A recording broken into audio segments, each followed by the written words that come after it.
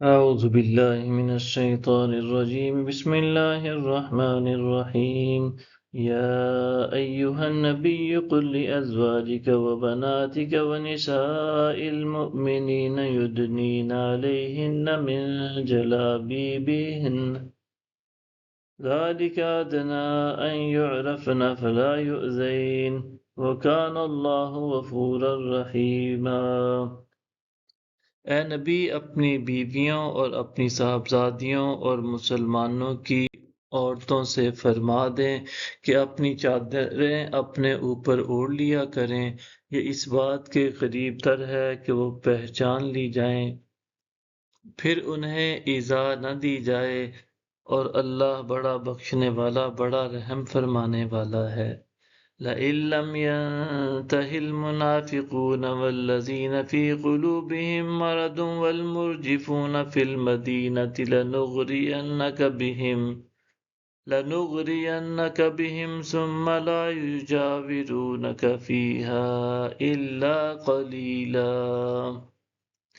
اگر منافق لوگ اور وہ لوگ جن کے دلوں میں بیماری ہے اور مدینہ میں جھوٹی افواہیں پھیلانے والے لوگ باز نہ آئے تو ہم آپ کو ان پر ضرور مسلط کر دیں گے، پھر وہ مدینہ میں آپ کے پڑوس میں نہ ٹھہر سکیں گے مگر تھوڑے دن۔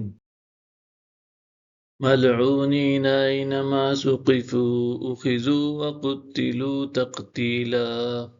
یہ لعنت کیے ہوئے لوگ جہاں کہیں پائے جائیں گرفتار کر لیے جائیں اور ایک ایک کو قتل کر دیا جائے۔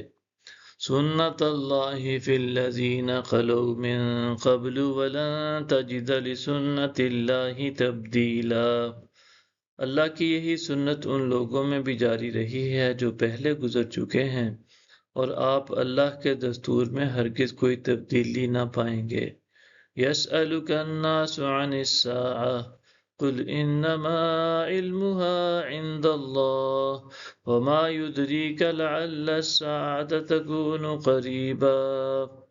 لوگ آپ سے قیامت کے بارے میں دریافت کرتے ہیں، فرما دیجئے اس کا علم تو اللہ ہی کے پاس ہے، اور آپ کو کس نے آگاہ کیا شاید قیامت قریب ہی آ چکی ہو۔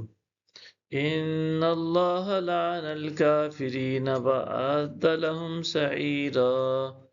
بے شک اللہ نے کافروں پر لعنت فرمائی ہے اور ان کے لیے بھڑکتی آگ تیار کر رکھی ہے۔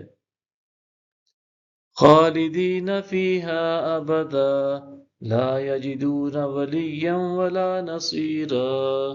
جس میں وہ ہمیشہ ہمیشہ رہنے والے ہیں، نہ وہ کوئی حمایتی پائیں گے اور نہ مددگار۔ یوم تقلب وجوہہم فی النار یقولون یا لیتنا اطعنا اللہ واطعنا الرسولا۔ جس دن ان کے منہ آتش دوزخ میں الٹائے جائیں گے تو وہ کہیں گے اے کاش ہم نے اللہ کی اطاعت کی ہوتی اور ہم نے رسول کی اطاعت کی ہوتی۔ صدق اللہ العظیم۔